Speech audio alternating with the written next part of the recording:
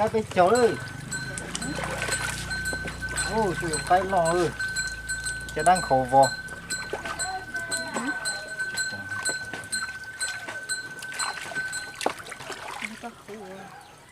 Vật lon gì luôn ta hợp.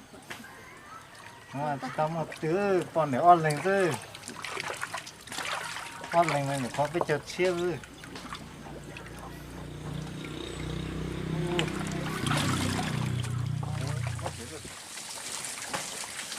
Ôi ôi. Ôi.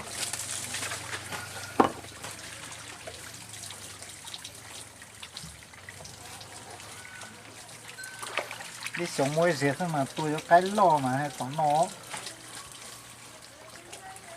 Mong mà mới sống dệt ơi.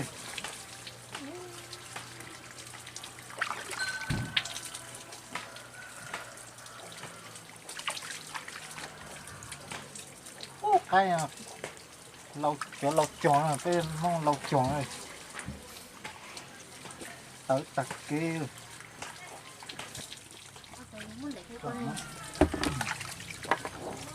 Hãy cho có phải ta có mất rồi. Chúng nó tiếc. Ô, chúng nó giàu giỏ. Ô.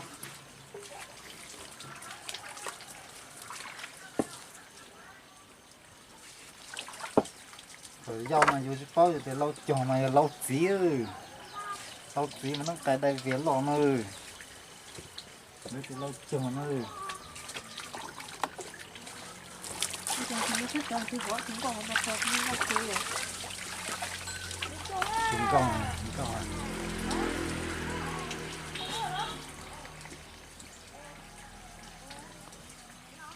Chị không dầu à.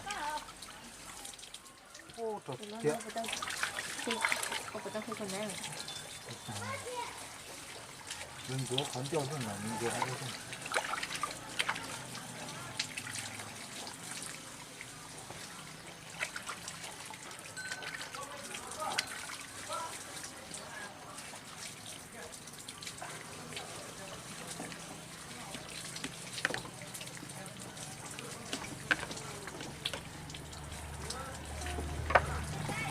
Bỏ mặt bỏ.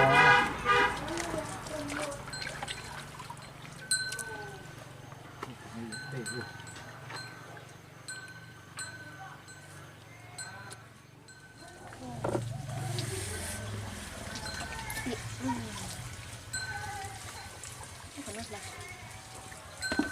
Nó luôn nó lại này.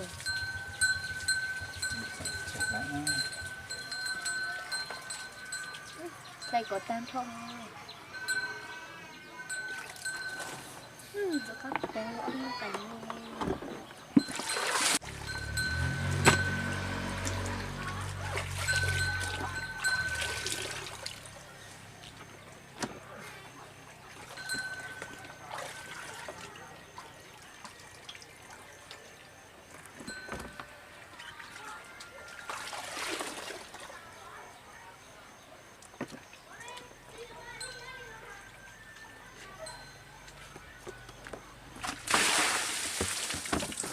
Nó mà phải chơi với nồi xong ấy à? cầm cho có đây luôn mà.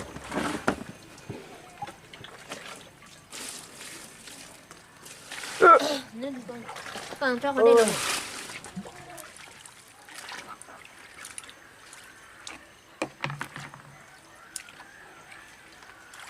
Đâu mà tắt tỉa luôn.